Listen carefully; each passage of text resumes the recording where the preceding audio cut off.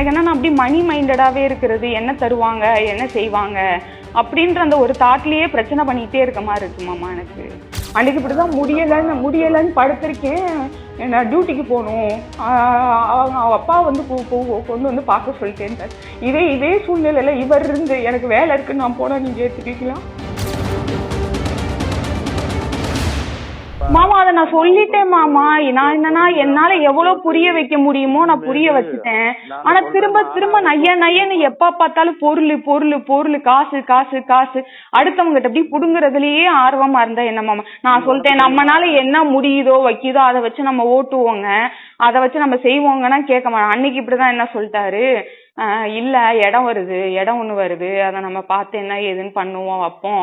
அப்பா கூட சொன்னாரு, என்னமோ நீங்க இது பண்ணிட்டு இருந்தப்ப ஏதோ புரோக்கர் வந்து இந்த மாதிரி சொன்னாங்க வச்சாங்க. அப்ப கூட அப்பா சொன்னாரு, காசை வாங்கி ஏன்டா அப்படி தேவையில்லாம செலவு பண்ணிக்கிட்டு இருக்கீங்க, இப்படி சேர்த்து வச்சு இடம் வாங்கலாம்ல அப்படின்னு சொன்னாரு.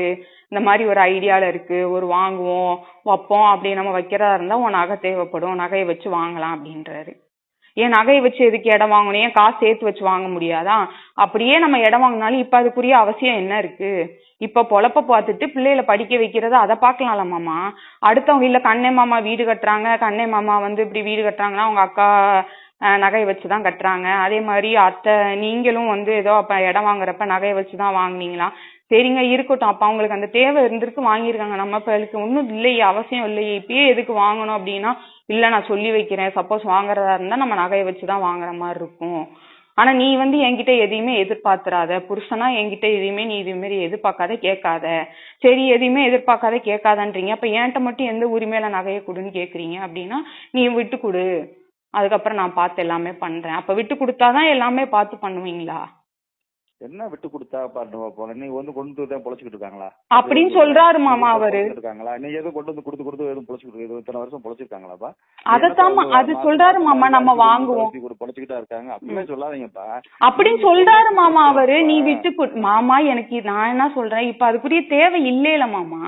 அது நம்ம வரப்ப நான் சொல்ல தரமாட்டேன்னு சொல்லல மாமா, அதுக்குரிய இது வரப்ப நம்ம பாப்போங்க. இப்ப எதுக்குங்க அகலக்கால் வச்சுக்கிட்டு வேணாங்க பாப்போங்கன்னு சொல்றேன். அது என்னன்னா மாமா, நம்மள வந்து ஒரு இது அப்படியே பிரச்சனை பண்ணி இப்படி டார்ச்சர் பண்ணி அது இதுன்னு எனக்கு என்னன்னா அப்படி மணி மைண்டடாவே இருக்கிறது, என்ன தருவாங்க என்ன செய்வாங்க அப்படின்ற அந்த ஒரு தாட்லயே பிரச்சனை பண்ணிட்டே இருக்க மாதிரி இருக்கு மாமா எனக்கு. ஒண்ணும் இல்ல மாமா, நான் அந்த அப்பா காசுல இது பண்றேன் மாமா. அதுல வர காசுல மாசம் ஒரு 2000 ரூபாய் போட்டு நகை சீட்டு போடுறேன் மாமா. இப்ப முடிஞ்சு சரி அது அதை வந்து நான் எடுத்துக்கிறேன், எனக்கு நான் மோதிரம் சரி எடுத்துக்கங்க. இப்படிதான் அந்த காசு எடுக்கிறான் இல்ல கேட்டாரு, இது வரைக்கும் நீ என்ன பண்ணிருக்க எனக்கு செஞ்சிருக்கன்னாரு. சரி ஒண்ணும் இல்லங்க அதை நீங்க எடுத்துக்கங்க அப்படின்னு. சரி விடு நான் எடுத்துக்கிறேன் அப்படின்னு. நான் என்னன்னா மாமா என்னோடது எல்லாமே வந்து என்னோடது ஒன்னதுன்னு இல்லாம மேம்போக்காதாம போகும். இவர் என்னன்னா என்கிட்ட எதையுமே கேட்காத, என்கிட்ட எதையுமே நீ செய்யாத, நீ விட்டு கொடு, நீ செய்யி, நம்ம இடம் இது நகை வச்சு நம்ம வாங்குவோம், நம்ம நகை வச்சு வாங்குவோம் இப்படின்னே போறாருமா. இந்த இடம் வந்து இப்போ 2 நாளைக்கு முன்னாடி பேசினாரு. இன்னைக்கு வந்து என்னன்னா வந்து மாமாவை அதை செய்ய சொல்லு, மாமாவை அதை பண்ண சொல்லு, நீ நார்மலா வந்து நீ நார்மலா மாமாட்ட பேசுறப்ப பேசுத, இவனுக்கு ஒரு 5 பவுனு அவனுக்கு ஒரு 5 பவுன் போட சொல்லு, இத்தனை தட்டு வைக்க சொல்லு, இத்தனை இது பண்ண சொல்லு, வைக்க சொல்லு, செய்ய சொல்லுன்றாரு. கல்யாணம் ஆனதுல இருந்து எனக்குரிய செலவு, மெடிக்கல் செலவு எல்லாமே ஒரு செலவுக்குன்னு சொல்ல வரல மாமா, ஒரு அன்பா இருக்கட்டும் ஒரு அரவணைப்பா இருக்கட்டும் எல்லாமே அவங்க கிட்டதான் மாமா எனக்கு கிடைச்சிச்சு. இவர்கிட்ட இருந்து நான் கிடைச்சிச்சுன்னு நான் சொல்லவே மாட்டேன். நானு அன்னைக்கு இப்படிதான் முடியலன்னு படுத்திருக்கேன். இல்ல எனக்கு டியூட்டி இருக்கு, என்ன டியூட்டிக்கு போகணும், அவங்க அப்பா வந்து கொண்டு வந்து பார்க்க சொல்லிட்டேன். இதே சூழ்நிலையில இவர் இருந்து எனக்கு வேலை இருக்குன்னு நான் போனா நீங்க ஏத்துக்கலாம்? அதுக்கு எங்க அப்பா ஒண்ணும் சொல்லல, சரி வாப்பா வா நீ வா வந்து நான் பாக்குறேன் ரெஸ்ட் எடு, நீ வந்து ரெஸ்ட் எடுன்னு தான் சொல்லிட்டு போனவரு. கேட்டா நான் போன்ல விசாரிச்சேன்ல அப்படின்றாரு. பெரியா ஒரு புரிச்சுக்க, அவனுடைய வேலை காலையில போறேன் வர்றேன் செய்கிறேன் படுக்கிறேன் எந்திரிக்கிறேன் ஓடுறேன். ஆமா கரெக்ட் மாமா, நீங்க சொல்றது கரெக்ட் மாமா. அவர் வேலை போலீஸ் வேலை பாக்குறாரு வைக்கிறாரு, என்னால வந்து விட்டுட்டு போக முடியலன்னு சொல்றீங்கல்ல.